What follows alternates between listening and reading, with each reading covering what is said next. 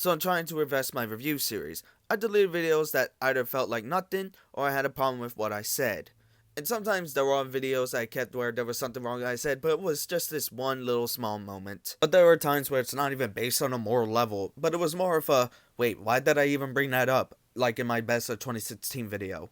Now, my last best of 2020 was 3 minutes long. It was nothing, so let me retry. End up leaking and needed treatment like them shitty videos you shoot. Who said it? So Yo Droog is an underground sensation, often being compared to Nas, and on this album he homages The Shining. Vision don't mean shit if you don't see it through. Nightmares don't hit the same when you live your dreams. Wait, I actually watched The Shining recently, and I don't really see any references, just dope rhymes, especially with the featured artist Shanor. Most niggas let their loyalty spoil, that's why I made for you. So despite not any clear connections to the original product, the lyricism is so good that it outweighs that issue.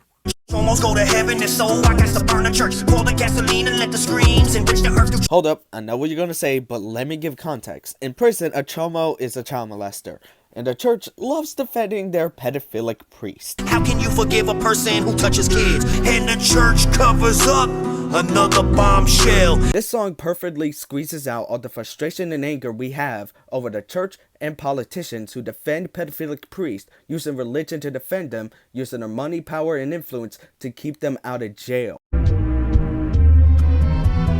So Ransom is an example of super lyricism, with so much intellectual stuff that really draws the listener's attention. My abilities to read a room is the reason that I stay at home a lot. I've grown a lot. You can't paint a perfect picture in Photoshop, too slow to crop. Even his voice gives off the feel listening to an Oxford professor giving a beautiful speech. Forfeited, fuck all critics. Oh, me? Like, money see what it do to people? Mama said it don't grow on trees, but I see the roots of evil. This guy is really great with putting words together, most of the time. Giants don't involve midgets. Yeah, that's a little tongue-in-cheek. A little. Also, here's the dog. Yeah, you need to go potty.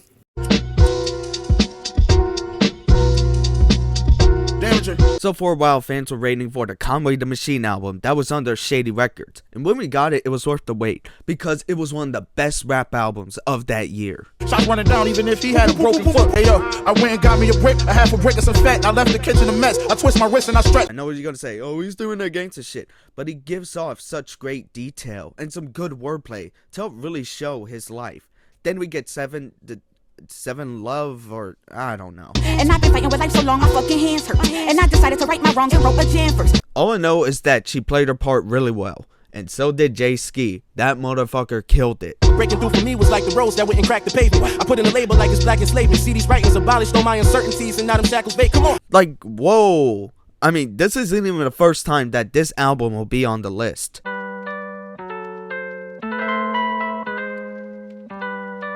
I know Lupe will make me look like a backpacker, but this song really has a lot to offer. Two different stories where a guy is interviewing a painter, and it talks about life and art. If you had to paint the gutter, which color would you choose? Said the patron to the painter said the blues. So we start with an interviewer who wants to get right down to business, and also waiting to strip the art away from the artist to make it sellable.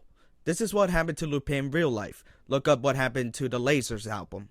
Where are all the pages? The painter said defanged. I ripped them all out and made some paper planes. This guy is trying to strip away the artist's personality from his work. He toys with it and make it be indistinguishable from the formula that sells. Now in the second verse, we have an interviewer who pretends to care, acting humble while being an ass kiss, and the painter sees through this and it frustrates him. The artist talks about how art has perception, and he expresses his frustration with most people not valuing and respecting art forms. And Lupe uses a notion metaphor that expresses how the painter lets his intuition and faith guide him in his art. I never wanted my life to be a collection of some dates and holiday my days away and intellectually sedate. He expresses the pain of life just becoming numbers to an artist, who constantly have different obligations, who are constantly feeling tired because of tour dates, being away from home, and are perfectionists trying not to fall off. And then the song ends so beautifully. I don't want to spoil it here, I just want to say how wonderfully the beat fits the topic and the mood. First of all, we should say this. There is a death toll which now stands at 5. Now this title definitely speaks for how everyone feels in America.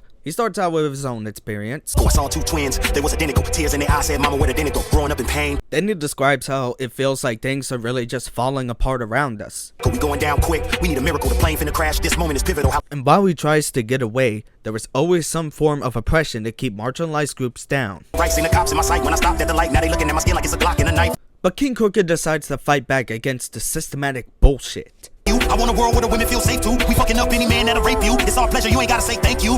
So added with the beautiful production, I think this song deserves a lot of props for how it captures the emotion of just wanting things to change just like that. Make sure to take me out the game. Before I start to make my point, I generally do like this subgenre when it's done right, and I have nothing against this subgenre in general, but most modern emo rap wants people to think that just putting surface level detail and just rewording "I'm sad" with a boring flow and beat makes you deep and emotional.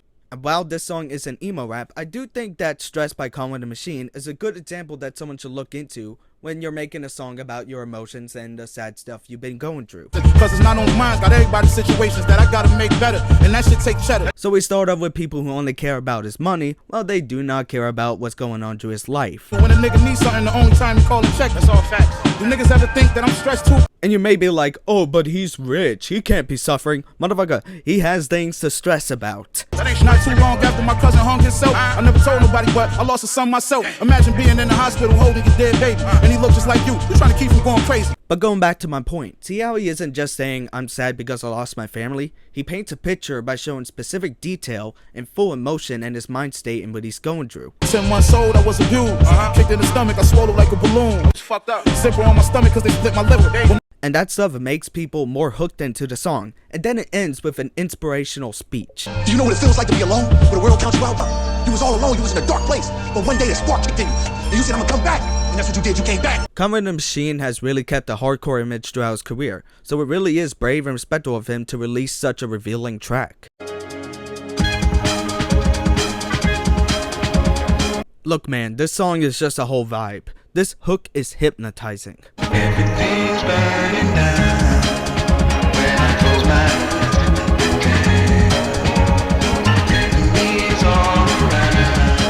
And then Black Thought comes in to discuss human history, showing how far we come, wondering where did we come from, and our possible future. We go from Lyra to Libra, from cold water to fever, to World War III, from the treaty signed in Geneva. And then there is this lyric which reminds you of how similar the first world wars were to each other, and how close World War III is coming. And then there is this lyric which reminds you of how similar the first world wars were to each other, and how close World War III is coming. But after this, he goes into a brag rap with such clever lyrics that, yeah, he deserves to. You mask how you really feel, like it's Halloween when they ask how you really feel about my machine.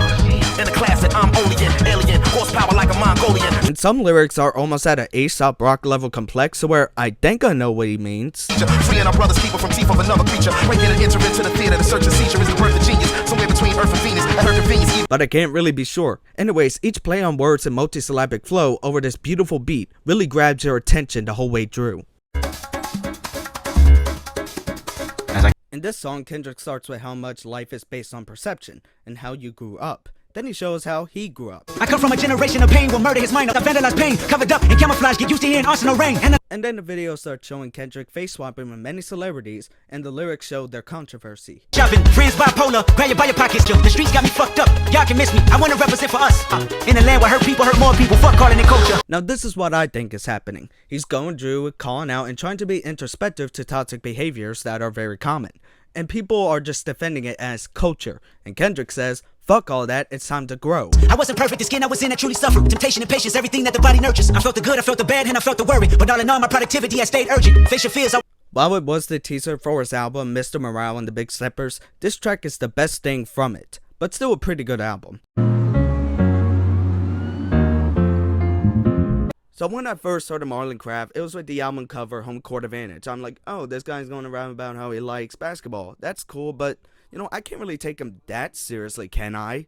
Then I heard this. That's about a vaccine, they said my body, my choice. In Texas, Outlaw, all women's ranks ain't boots, looking like somebody body they voice. So now I ain't here a peep. Like, whoa, I really didn't expect him to be very well informed about America's political climate. An average Joe getting fucked by Mansion while Biden watches. Them student loans, the ropes around yo and I's pockets. Pay to learn to be in debt while the wealthy guys profit. Yeah, there are some people who think Biden is a good guy just because he is better than Trump, and that is a fact. But Biden is still a capitalist scum.